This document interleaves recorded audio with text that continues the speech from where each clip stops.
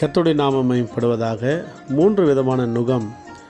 அதில் முதலாவது அடிமைத்தனத்தின் நுகம்.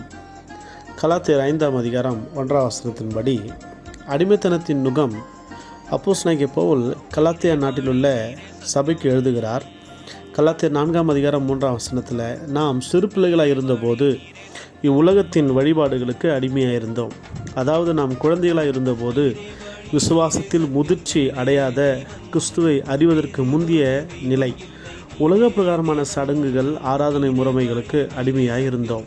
வசனம் 8, நீங்கள் தேவனை அறியாமல் இருந்த காலத்தில் சுபாவத்தின்படி தேவர்கள் அல்லாதவர்களுக்கு அடிமைகளாய் இருந்தீர்கள்.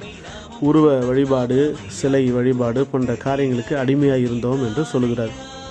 ஆனால் இயேசு கிறிஸ்து வசனம் 5-7 அடிமைத்தனத்தின் நுகத்திலிருந்து விடுவித்து புத்திரனாக நம்மை மாற்றியுள்ளார்.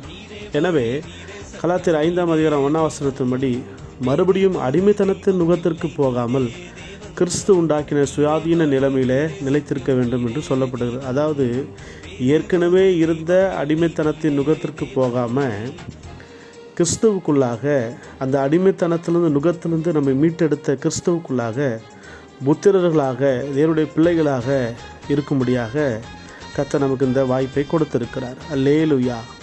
இரண்டாவதாக அந்நிய நுகம். 2 கொரிந்தியர் 6ஆம் அதிகாரம் 14ஆம் வசனத்தின்படி அந்நிய நுகத்திலே அவிசுவாசிகளுடன் பிணைக்கப்படாதிருப்பீர்களாக. என்னங்க அது அந்நிய நுகம்? விசுவாசிகள் அவிசுவாசிகளுடன் திருமண காரியங்களில், உறவுகளில் இணையக்கூடாது. அதாவது ரட்சிக்கப்பட்டவர்கள் ரட்சிக்கப்படாதவர்களை திருமணம் செய்யக்கூடாது. 2 பேருக்கும் ஆவிக்குரிய வாழ்க்கை முறை, கொள்கைகள், லட்சியங்கள், பெரிய வேறுபாடு உள்ளது. இவர்கள் இணைந்தால் ஆவிக்குரிய வாழ்க்கையும் விசுவாசமும் பாதிக்கப்படும். இது பாவத்திற்கும், கர்த்தரை விட்டு விலகுவதற்கும், பின்மாற்றத்தில் போவதற்கும் வழிவகுக்கும். ஒரு வரியில் சொன்னால் இது பொருந்தாத ஜோடி. தொடர்ந்து அதை குறித்து வேதம் சொல்வதை நாம் பார்ப்போம். 2 கொரிந்தியர் 6ஆம் அதிகாரம் 14ஆம் வசனத்திலிருந்து 18ஆம் வசனம் வரைக்கும், நீதிக்கும் அநீதிக்கும் சம்பந்தம் ஏது? ஒளிக்கும் இருளுக்கும் ஐக்கியம் ஏது? கிறிஸ்துவுக்கும் பேலியாளுக்கும் இசைவேது? பேலியாள் என்று சொன்னால் அர்த்தம் பிசாசு, தீய காரியங்களை செய்யும் மனிதர். அவிசுவாசியுடனே விசுவாசிக்கு பங்கேது? தேவனுடைய ஆலயத்துக்கும் விக்கிரகங்களுக்கும் சம்பந்தம் ஏது? ஸோ இப்படிப்பட்ட காரியங்களை நாம் பார்க்கிறோம்.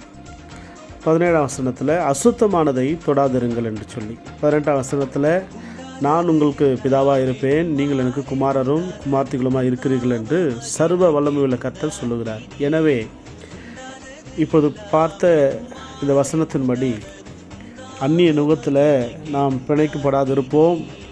கர்த்தர் நம்மோடு கூட இருந்து நம்மை ஆசீர்வதிப்பாராக. அல்லேலூயா. 3வது இயேசுவின் நுகம். மத்தேயு சுவிசேஷம் 11ஆம் அதிகாரம் 29-30ஆம் வசனத்தில் வாசிக்கிறோம், நான் சாந்தமும் மனத்தாழ்மையுமாய் இருக்கிறேன். என் நுகத்தை உங்கள் மேல் ஏற்றுக்கொண்டு என்னிடத்தில் கற்றுக்கொள்ளுங்கள், அப்பொழுது உங்கள் ஆத்துமாக்களுக்கு இளைப்பாறுதல் கிடைக்கும். என் நுகம் மெதுவாயும் என் சுமை லகுவாயும் இருக்கிறது என்றார்.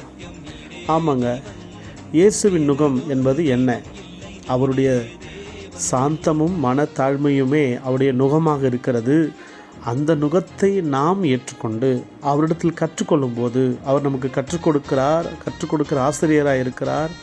நாம் கற்றுக்கொள்கிற மாணவர்களாக இருந்து கற்றுக்கொள்ளும் போது அது நமக்கு ஆத்துமாக்களுக்கு இளைப்பாறுதலை கொடுக்கிறது. அது நமக்கு மெதுவாயும் லகுவாயும் இருக்கிறது. நம்முடைய ஆத்துமாக்களுக்கு இளைப்பாறுதலை தருகிறது. அல்லேலூயா. God bless you.